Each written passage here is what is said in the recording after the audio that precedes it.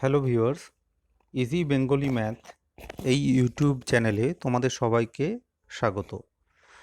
আজকে আমরা দশম শ্রেণীর অন্তর্ভুক্ত ত্রিকোণমিতি অংশের অনুপাত ও অভেদ চ্যাপ্টারটি রয়েছে, সেই চ্যাপ্টারটি সম্পর্কে কিছু আলোচনা করব। আজকে বিশেষত অভেদ চ্যাপ্টারটি সম্পর্কে আমরা বিশেষ কনসেপ্ট নেব। তো চলে আসি আমাদের প্রথম স্লাইডে তোমরা লক্ষ্য করো, এখানে একটা সমকোণী ত্রিভুজ আমি অঙ্কন করেছি। এই সমকোণী ত্রিভুজের এ কোণটাকে ভূমিকোণ হিসেবে আমি ধরে নিয়েছি। যেই আমি ওটাকে ভূমিকোণ বলি তখন তার বিপরীত বাহু অর্থাৎ বিসিটাকে আমরা কি হিসেবে লিখতে পারি? বিসিটাকে কিন্তু আমরা লম্ব এই বাহু হিসেবে ধরতে পারি। আর ঠিক এই বাহুটাকে আমরা কি ভূমিকোণ হিসেবে ভূমি বাহু হিসেবে ধরতে পারি, তাই তো? এটা আমরা আগে পড়েছি। তো যাই হোক, দেখো পিথাগোরাসের যে উপপাদ্য রয়েছে সেই উপপাদ্য থেকে আমরা কি পাই? সেখান থেকে আমরা পেতে পারি যে লম্ব স্কয়ার যোগ ভূমি স্কয়ার ইকুয়াল টু অতিভুজ স্কয়ার। এটা আমরা সবাই জানি। তো এবার আমরা এই আইডেন্টিটিটাকে আমরা কি করছি? এসি স্কয়ার দিয়ে ভাগ করছি। এসি স্কয়ার দিয়ে ভাগ করবার কারণে তোমরা লক্ষ্য করো, এখানে এবি স্কয়ার আছে, তাহলে আমরা পাবো AB square by AC square. এখানে বিসি স্কয়ার আছে, সেই জন্য আমরা এখানে পাবো BC square by AC square. In the ফাইনালে একদম শেষে আমরা AC square by AC square পাবো। ওকে, তো এবার তোমরা একটা জিনিস খেয়াল করো, আমরা একদম ডান দিকে এসি স্কয়ার ক্যান্সেল হয়ে গিয়ে আমরা কি পাচ্ছি? আমরা 1 কিন্তু পাচ্ছি, তাই তো? এসি স্কয়ার ক্যান্সেল হয়ে গিয়ে আমরা কি পাচ্ছি? 1 পাচ্ছি। এবং তোমরা ভালো করে এবার খেয়াল করবে এই জায়গাটা, এখানে যে BC square by AC square রয়েছে, এই বিসি স্কয়ার বাই এসি স্কয়ারটাকে কি আমরা বিসি বাই এসি তার হোল স্কয়ার আকারে লিখতে পারি না? কেন, একই বিষয় তো। এবার দেখো, বিসি বাই এসি মাথায় রাখবে। বিসি মানে কি? বিসি মানে হচ্ছে লম্ব, বিসি মানে লম্ব, আর এসি মানে অতিভুজ। তোমরা ভালো করে খেয়াল করো, লম্ব বাই অতিভুজ, লম্ব বাই অতিভুজ। এবার লম্ব বাই অতিভুজ মানে তোমরা কি জানো? লম্ব বাই অতিভুজ মানে তোমরা কিন্তু শিখেছো sine theta. Sine theta means এই যে কোণটা, সেই কোণটার রেসপেক্টেই আমরা গণনা করছি শুরু থেকে। তাহলে এখানে আমরা লিখব সাইন এ। এবার যেহেতু এখানে পাওয়ারে হোল স্কয়ার রয়েছে, তাহলে আমরা এখানে কিন্তু লিখে ফেলবো সাইন স্কয়ার এ। তোমরা কিন্তু মাথায় রাখবে এইটার কারণে কিন্তু এইটার সৃষ্টি হয়েছে। ওকে, এর পরবর্তী পার্টে আমরা যদি খেয়াল করি, তোমরা একটু দেখো, AB square by AC square মানেই আমরা লিখতে পারি এবি বাই এসি তার হোল স্কয়ার। এবার এবি মানে হচ্ছে ভূমি, এসি মানে হচ্ছে অতিভুজ। দেখো ভালো করে দেখো, ভূমি বাই অতিভুজ, ভূমি বাই অতিভুজ, এটা মানে হচ্ছে কস কস এ। এখানে যেহেতু বর্গ রয়েছে, তাহলে আমরা এখানে কিন্তু কস স্কয়ার এ লিখে ফেলতে পারি। ওকে, কস স্কয়ার এ লিখে ফেলতে পারি। তাহলে আমরা ফাইনালি যেটা পেলাম, আমরা ফাইনালি কি পেলাম? যে সাইন স্কয়ার এ যোগ কস স্কয়ার এ ইকুয়াল টু 1। আমরা কিন্তু এই যে আইডেন্টিটিটা পেলাম, এটা কিন্তু সারা জীবন মনে রাখবো। এবার দেখো, এর পরিবর্তে যদি তুমি অন্য কিছু দিয়ে পড়ো, তবেও সেক্ষেত্রে এই আইডেন্টিটিটা অলওয়েজ ফিক্স। যেমন সাইন স্কয়ার থিটা, এর জায়গায় আমরা থিটা নিচ্ছি, সাইন স্কয়ার থিটা যোগ কস স্কয়ার থিটা ইকুয়াল টু 1। ঠিক আছে, তোমরা যদি অন্য কিছু নিতে পারো, দেখো সাইন স্কয়ার 30 যোগ কস স্কয়ার 30, সেটাও ইকুয়াল টু 1। তোমরা যদি অন্য আরও কিছু নিতে পারো, যে সাইন স্কয়ার পি যোগ কস স্কয়ার পি, সেটাও ইকুয়াল টু 1। তো আশা করি আমরা এটা বুঝেছি। তো পরবর্তী পার্টে চলে আসি। দেখো, আমি কিন্তু পিথাগোরিয়ান যে আইডেন্টিটিটা, ওটাকে আবার লিখেছি। গতবার অর্থাৎ গত স্লাইডে কিন্তু আমরা কি দিয়ে ভাগ করেছিলাম? আমরা কিন্তু এসি স্কয়ার দিয়ে ভাগ করেছিলাম। এবার এই স্লাইডে কিন্তু আমরা এবি স্কয়ার দিয়ে ভাগ করছি। আমরা কি দিয়ে ভাগ করছি তোমরা এই লাইনটা দেখলেই বুঝে যাবে। এবার এবি স্কয়ার দিয়ে যদি আমরা ভাগ করি, তোমরা দেখো এখানে এবি স্কয়ার কেটে গিয়ে প্রথম যেটা পাচ্ছি সেটা আমরা 1 পাচ্ছি। তারপরে বিসি স্কয়ারের নিচে এবি স্কয়ার রয়েছে। ওকে, অর্থাৎ এই অংশে দেখো BC square by AC square. BC মানে তোমরা জানো এটা লম্ব, এবি মানে তোমরা জানো এটা ভূমি। এবার লম্ব বাই ভূমি অর্থাৎ লম্ব বাই ভূমি, এটা মানে হচ্ছে ট্যান এ। তাহলে এবার BC square by AB square আছে, তাহলে আমরা সেই কারণে কিন্তু লিখতে পারি ট্যান স্কয়ার এ। ওকে, এবং একইভাবে একদম শেষে যেটা রয়েছে তোমরা খেয়াল করো, AC square by AB square. AC মানে অতিভুজ, এবি মানে হচ্ছে ভূমি। অতিভুজ বাই ভূমি তোমরা জানো সেক এ। তাহলে আমরা যেহেতু অতিভুজ এবং ভূমি উভয়ের মাথায় স্কোয়ার রয়েছে, তাহলে আমরা ফাইনালি কি পেতে পারি ওটা থেকে, না সেক স্কোয়ারে। তাহলে আমরা কিন্তু আমাদের সেকেন্ড আইডেন্টিটিটা প্রুফ করে ফেললাম, অর্থাৎ 1 + tan স্কোয়ারে ইকুয়াল টু সেক স্কোয়ারে। আশা করি তোমরা বুঝতে পেরেছো। এরপরে আমরা পরবর্তী স্লাইডে চলে যাই।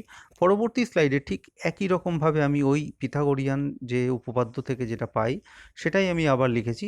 এক্ষেত্রে আমরা জাস্ট পিথাগোরিয়ান উপপাদ্যটাকে বিসি স্কোয়ার দিয়ে ভাগ করেছি।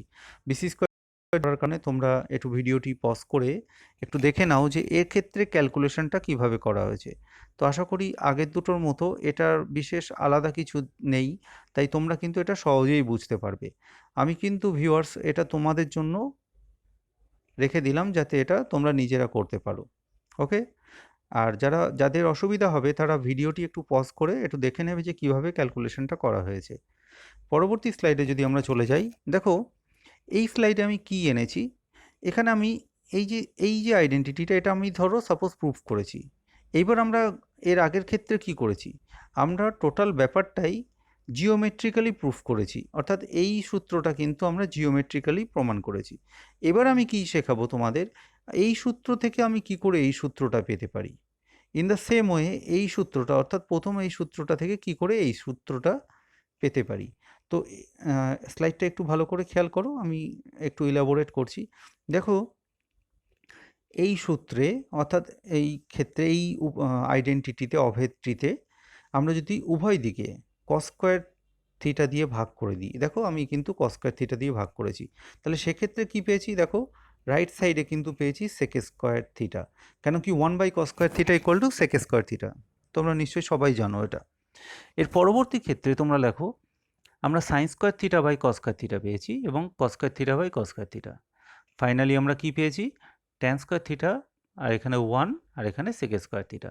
তাহলে আমরা আইডেন্টিটি, অর্থাৎ আমাদের 2 নম্বর যে আইডেন্টিটি আমরা কিন্তু যেটা আমাদের চিত্রে প্রমাণ করেছিলাম জিওমেট্রিক্যালি, এখানে কিন্তু আমরা অন্যভাবে এই প্রমাণটাই করলাম। তো আশা করি এটা তোমাদের ভালো লেগেছে। তোমরা কিন্তু এই আইডেন্টিটিটা এইভাবে মনে রাখবার চেষ্টা করবে। আমরা প্রথম আইডেন্টিটি পেয়েছি সাইন স্কোয়ার থিটা যোগ cos square theta equal to 1। আমরা সেকেন্ড আইডেন্টিটি পেলাম sec square theta minus tan square theta equal to 1। এইবার আমরা কি করব, থার্ড আইডেন্টিটিটা দেখব। তোমরা লক্ষ্য করো থার্ড আইডেন্টিটি প্রুফ করতে গিয়ে আমরা এক্ষেত্রে কিন্তু কস স্কোয়ার দিয়ে ভাগ করেছিলাম, এক্ষেত্রে কিন্তু আমরা সাইন স্কোয়ার দিয়ে ভাগ করছি। আর বাকিটা খুব বেশি কঠিন না, তোমরা লক্ষ্য করো এখানে sine square by sine square theta হয়েছে, সেখান থেকে আমরা কাটাকাটি করে 1 পেয়েছি। একই রকমভাবে cos square theta by sine square theta, সেখান থেকে আমরা কট স্কোয়ার থিটা পেয়েছি। এবং ফাইনালি এখানে রাইট সাইডটাতে আমরা কোসেক স্কোয়ার থিটা পাচ্ছি। তো আমরা কিন্তু আমাদের থার্ড আইডেন্টিটি, অর্থাৎ তৃতীয় অভেদ আমরা কিন্তু প্রুফ করে ফেললাম এই সূত্রের সাহায্যে। তো আমরা আশা করি এইভাবে কিন্তু এটা মাথায় রাখবো। তাহলে আমরা এই 3টে সূত্র আমাদের ত্রিকোণমিতি পড়ার ক্ষেত্রে কিন্তু বিশেষ কাজে লাগবে। যারা বিগিনার্স আছো তারা কিন্তু খুব ভালোভাবে এই 3টে সূত্র একদম মুখস্থ মানে কি ইনস্ট্যান্ট যখন খুশি তখন তোমরা কিন্তু বলতে পারার ক্ষমতা সম্পন্নভাবে পড়াশোনাটা বা মুখস্থটা করবে। ওকে, তো পরবর্তী স্লাইডে দেখো আমি এখানে কি লিখেছি, আমি প্রথম আইডেন্টিটিটা লিখেছি সাইন স্কোয়ার থিটা যোগ কস স্কোয়ার থিটা 1। সেখান থেকে আমরা দেখো আমি পরের লাইনটা কি লিখতে পারি না, কস স্কোয়ার থিটাটাকে যদি আমরা সমীকরণের এই দিকে নিয়ে চলে আসি, তাহলে আমরা এইটা পেতে পারি, নিশ্চয়ই পেতে পারি, এবং তারপরের লাইন হিসেবে আমরা কিন্তু এটা পেতে পারি। তাহলে আমরা এখান থেকে কিন্তু কি পেতে পারি, sine theta equal to √1 - cos square theta. Okay, এটা কিন্তু সবাই নিজেদের করতে বা করে ফেলার ক্ষমতা কিন্তু তোমাদের তৈরি করতে হবে নিজেদের মধ্যে। ওকে, ঠিক একইভাবে আমরা কিন্তু এই লাইনটা থেকে এই লাইনটা লিখতে পারি, অর্থাৎ আগের ক্ষেত্রে সাইন স্কোয়ারটাকে বাঁদিকে রেখেছিলাম এই দুটোর মধ্যে, এইবার আমরা কি করব, কস স্কোয়ারটাকে বাঁদিকে রাখবো আর বাকিগুলো ওই ডান দিকে নিয়ে চলে যাব। তাহলে সেখান থেকে আমরা কি পাচ্ছি যে cos theta equal to √1 - sign square theta, যেভাবে আমরা sign theta equal to √1 - cos square theta আমরা এটা পেয়েছিলাম। দেখো স্টুডেন্ট, তোমরা যখন ত্রিকোণমিতি পড়ছো তখন এই ধরনের কেসগুলো হ্যান্ডেল করার ক্ষমতা তোমাদের মধ্যে থেকে থাকতে হবে। এটা কেন, এটা যেন মানে অনেক ক্ষেত্রে অঙ্ক করার ক্ষেত্রে যেন মনে হয় অটোমেটিকলি যেন তোমাদের ভিতর থেকে বেরিয়ে আসে, এত ফ্লুয়েন্সি তোমাদের মধ্যে থাকতে হবে। এবং 2 নম্বর পার্টটাতে তোমরা দেখো আমরা sec স্কোয়ারটাকে বাঁ দিকে রেখেছি আর বাকি tan স্কোয়ারটাকে ডান দিকে নিয়ে চলে গেছি। সেই অনুযায়ী আমরা কি পেয়েছি 1 প্লাস tan স্কোয়ার, এবং ফাইনালি এখানে sec স্কোয়ার ছিল, এবং ফাইনাল লাইনে আমরা কি পেয়েছি, কেবলমাত্র sec থিটা বার করেছি, এবং sec থিটা সমান সমান কত হয়েছে, √1 প্লাস tan স্কোয়ার থিটা। তাহলে এটাও কিন্তু আমাদের করে ফেলার ক্ষমতা আমাদের মধ্যে থাকতে হবে। In the same way tan theta equal two √sec square theta minus 1। অর্থাৎ এই যে আইডেন্টিটি তিনটে পড়েছি আমরা, এই তিনটে আইডেন্টিটি আমরা মুখস্থ করেছি, কি করেছি তো আমরা অলরেডি কিন্তু মুখস্থ করে ফেলেছি। এই তিনটে আইডেন্টিটি সম্পর্কিত সম্ভাব্য সমস্ত ভ্যারিয়েশনগুলো তোমাদের মাথায় কিন্তু খেলতে হবে, এবং সবসময় এটা ক্রিয়েশন মানে সবসময় এটা কাজে লাগানো শিখতে হবে। ওকে, তাহলে এর পরবর্তী স্লাইডে আমরা যদি চলে আসি, দেখো এখানে আমি ছোট্ট একটা এক্সাম্পল তোমাদের সামনে রেখেছি কিভাবে ওই ধরনের যে বললাম না ভ্যারিয়েশনগুলো কিভাবে কাজে লাগে তোমরা একটু দেখো। দেখো এখানে কি রয়েছে, sec থিটা ইকুয়াল টু 13/12 রয়েছে। সেখান থেকে আমরা কি cos থিটা লিখতে পারি না? কেন কি sec যা cos তার অনন্যক, অর্থাৎ 1 হয়ে যায়। তাহলে cos থিটা দেখো 13/12 ছিল, এখানে কি হয়েছে 12/13 হয়ে গেছে। কি কারেক্ট? একদম সঠিক। তাহলে দেখো যেই cos থিটা পেলাম আমরা কি, আমরা দেখো এই যে ব্যাপারটা, এটা থেকে আমরা কিন্তু সাইন থিটা পেয়ে যেতে পারি, কি পারি না? দেখো সাইন থিটা মানে কি √1 - cos স্কয়ার থিটা। দেখো সেই অনুযায়ী কিন্তু আমি এখানে ব্যবহার করে আমরা সাইন থিটার মানটা কিন্তু বার করে ফেলতে পারছি যখন cos থিটার মানটা দেওয়া আছে। ওকে, তাহলে আমরা দেখো cos স্কয়ার থিটা আছে, সেখানে cos থিটার মানটা বসিয়ে দিয়ে তাকে বর্গ করে দেওয়া হয়েছে। তাহলে কি হয়েছে, ওপরে দেখো 44 আসবে আর নিচে হচ্ছে 169, 13 স্কোয়ার মানে 169। তাহলে ফাইনালি এটাকে আমরা ক্যালকুলেট করলাম, অর্থাৎ এইটা থেকে এটা ক্যালকুলেট কি করে করলাম, জাস্ট লসাগু করলাম। 169 লসাগু হলো, আর ওপরে হলো কত 169 মাইনাস 144, তাই তো?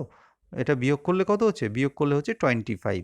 তাহলে আর আমরা ফাইনালি কি পেলাম 25/169, যেটার বর্গমূল করলে হয়ে যাচ্ছে 5/13। তাহলে আমরা সাইন থিটার মান পেয়ে গেলাম। সাইন থিটার মান কি হলো, সাইন থিটার মান হলো 5/13। কস থিটার মান আমরা আগে থেকেই জানি, এ দেখো এখানে রয়েছে। তাহলে সাইন থিটার মান জানি, কস থিটার মান জানি, আর এটা এই মানটা বার করতে আমাদের আর অসুবিধা হবে? দেখো আমরা কিছুই করিনি, জাস্ট এখানে কস থিটার জায়গায় এখানে মানটা বসিয়ে দিয়েছি, আর সাইন থিটার জায়গায় আমরা কিন্তু সাইন থিটার মান বসিয়ে দিয়েছি, দেখেছো? তারপরে কি জাস্ট একটু ক্যালকুলেট করেছি, ক্যালকুলেশনটা তোমরা দেখো, দেখলেই বুঝতে পারবে, একদম ক্লাস 5ম শ্রেণীর ক্যালকুলেশন এটা। তাহলে আমরা ফাইনালি ওর আনসার বার করেছি কত, ওর আনসার বার করতে পেরেছি 2। এর পরবর্তী স্লাইডে যদি আমরা চলে যাই, দেখো এখানে একটা সিম্পল এক্সাম্পল তোমাদের সামনে আমি নিয়ে এসেছি। দেখো sine A plus sine B equal to কত, 2 যদি হয়, তাহলে cos a plus cos b এর মান আমাদেরকে নির্ণয় করতে হবে। খুব সহজ এবং ভীষণ গুরুত্বপূর্ণ একটা অঙ্ক। তো তোমরা এখানে এক্ষেত্রে মাথায় রাখবে যে সাইনের মান সর্বোচ্চ হয় 1। তাহলে তুমি লক্ষ্য করো এই জায়গাটা ভালো করে ফলো করো। তাহলে এখানে দুটো সাইন আছে, একটা সাইন এ একটা সাইন বি, কি তাই তো? একটা আছে সাইন এ, একটা আছে সাইন বি। তাহলে এই দুটো সাইন নিশ্চয়ই তাদের সর্বোচ্চ মানে রয়েছে, নতুবা তুমি কখন 2 পাবে? কেন কি সাইনের সর্বোচ্চ মান 1, তাই তো? তাহলে আমরা বলতে পারি যে নিশ্চয়ই তাহলে সাইন এ যেটা রয়েছে সেটা সমান সমানও 1, এবং আবার রয়েছে সাইন বি সেটা সমান সমানও 1। অর্থাৎ দেখো সাইন এ মানে 1, তাহলে এ ইকুয়াল টু কত, তখন এ ইকুয়াল টু হচ্ছে 90 ডিগ্রি। কেন কি তোমরা জানো, দেখো আমি এখানে একটু করে দিচ্ছি, sine A is equal to 1 যদি হয়, 1-এর পরিবর্তে আমরা কি লিখতে পারি, সাইন 90 ডিগ্রি লিখতে পারি না? এবার তার মানে আমরা কি লিখতে পারি, এ ইজ ইকুয়াল টু 90 ডিগ্রি, কি তাই তো? তাহলে ঠিক এইটাই কিন্তু এখানে করা হয়েছে, তোমরা একটু খেয়াল করে দেখো। তাহলে ফাইনালি আমরা কি পেয়েছি, এ ইকুয়াল টু 90 ডিগ্রি, এবং ঠিক একই রকমভাবে বি এর মান কিন্তু আমরা 90 ডিগ্রি পেয়েছি, কি তাই তো? যেই এ এর মান পেয়েছি 90, বি এর মান পেয়েছি 90, আমরা কিন্তু এর মধ্যে এ আর বি এর মান বসিয়ে দিয়েছি। ঠিক এই জায়গাটা খেয়াল করো, cos এর জায়গায় cos 90, cos b এর জায়গায় cos 90, এবং আমরা জানি cos 90 উভয় ক্ষেত্রে শূন্য হচ্ছে, তাহলে ফাইনাল আনসার হচ্ছে শূন্য। অঙ্কটি আশা করি তোমরা বুঝতে পেরেছো। এইবার তোমাদের মনে একটা কিন্তু কোশ্চেন থেকে গেছে, এবং কোশ্চেনটা আমি কিন্তু যতটুকু উপলব্ধি করতে পারছি সেটা হচ্ছে, স্যার সাইন থিটার মান কি করে সর্বোচ্চ মান 1 হচ্ছে? চলো আমি এটা একটু আজকে ডেসক্রাইব করছি। দেখো এখানে আমি তোমাদের লিখেছি, দেখো সাইনের সর্বোচ্চ মান কত। কি লিখেছি? সাইনের সর্বোচ্চ মান কত।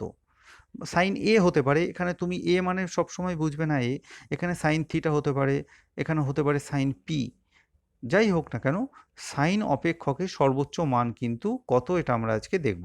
তো তোমরা জাস্ট এই এ কোণটাকে এখন বিবেচনা করো, যেহেতু আমি এ কোণের ওপর অ্যাপ্লাই করেই লিখেছি। তাই লক্ষ্য করো, আমরা সাইনে মানে কি জানি? লম্ব বাই অতিভুজ।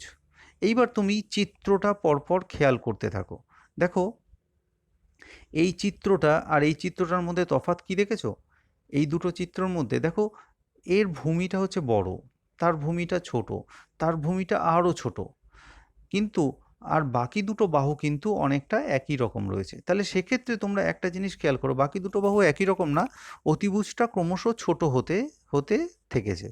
দেখো এটার অতিভুজটা যতটা আছে, এটার অতিভুজটা কিন্তু তার থেকে, এটার অতিভুজ যদি আমি 3 গুণ নিই, এটার অতিভুজটা কিছুটা কমে গেছে, এটার অতিভুজটা কিন্তু আরও কমে গেছে। তাহলে লক্ষ্য করো, আমাদের লম্বর মান কিন্তু অলওয়েজ ফিক্স, এক্ষেত্রেও তাই, এক্ষেত্রেও তাই, এক্ষেত্রেও তাই। তাহলে লম্ব অলওয়েজ ফিক্স, কিন্তু অতিভুজটা কি হয়েছে ক্রমশ, তোমরা 3টে চিত্রে পরপর খেয়াল করো, এটার অতিভুজ যদি ধরো 10 সেন্টিমিটার হয়, এটার অতিভুজটা হয়েছে সাপোজ 8 সেন্টিমিটার, এটার অতিভুজ হয়ে গেছে 7 সেন্টিমিটার। তার মানে অতিভুজটা ক্রমশ কিন্তু কমতে আছে, তাই তো? এবার কমতে কমতে থাকলে তোমরা একটু চিত্রটার দিকে ফলো করো, অতিভুজটা অর্থাৎ এ বিন্দুটা ক্রমশ বি বিন্দুর দিকে এগোচ্ছে না, তাই তো? এবার এ বিন্দুটা আলটিমেটলি কি পজিশনে আসবে? একদম বি বিন্দুতে যদি এসে পৌঁছে যায়, তখন কি হবে? অতিভুজটা কিন্তু কার সঙ্গে সমান হবে? এই যে লম্বর সঙ্গে এই অতিভুজটা সমান হয়ে যাবে। তাহলে অতিভুজটা কার সঙ্গে সমান হয়ে যাচ্ছে? লম্বর সঙ্গে সমান হয়ে যাচ্ছে। তখন আমি অতিভুজের জায়গায় কি বসিয়ে দিতে পারি? তখন আমরা অতিভুজের সঙ্গে জায়গায় আমরা কিন্তু লম্ব বসিয়ে দিতে পারি।